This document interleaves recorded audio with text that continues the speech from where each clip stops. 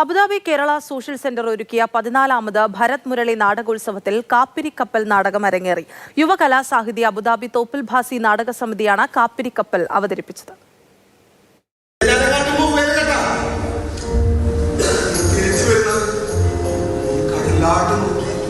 MS ശിവകുമാറിന്റെ സംവിധാനത്തിലാണ് നാടകം ഒരുക്കിയത്. അനീതിക്കെതിരെ നിശബ്ദരായാൽ അടിമത്തം തുടരുമെന്നും അടിമത്ത വ്യവസ്ഥിതിയിൽ നിസ്സഹായരായ തൊഴിലാളികളെ എങ്ങനെയാണ് ചൂഷണം ചെയ്യുന്നതെന്നും അവയെ എങ്ങനെ പ്രതിരോധിക്കാമെന്നും ഐക്യത്തോടെ ശബ്ദമുയർത്തുമ്പോഴാണ് മോചനം സാധ്യമാവുന്നതെന്നുമെല്ലാം നാടകത്തിൽ ഇതിവൃത്തമാകുന്നു. നാടകത്തിന്റെ പ്രധാന കഥാപാത്രങ്ങളായ കാപ്പിരി ചിരുത, പൊന്നൻ ജോസഫ്, മേരി അന്നംകുട്ടി, നാവികൻ കൊച്ചുമറിയ ദാസൻ എന്നിവർക്ക് അബ്ദുറഹ്മാൻ, ശാലിനി രമണി, സതീഷ് കാവിലകത്ത, ദേവിക അനിൽ, നിഷാലിത, അനുരാഗ് വി, റോഷ്നി സൂസൻ ഫിലിപ്പോസ്, രാജേഷ് മേനോൻ എന്നിവർ ജീവൻ പകർന്നു. ശ്രീരാം അശോകൻ, ജ്യോതിഷ് അഭിറാം, ഹരീഷ്, നിവേദ സി, യഹിയാസ് എന്നിവരായിരുന്നു മറ്റ് അഭിനേതാക്കൾ.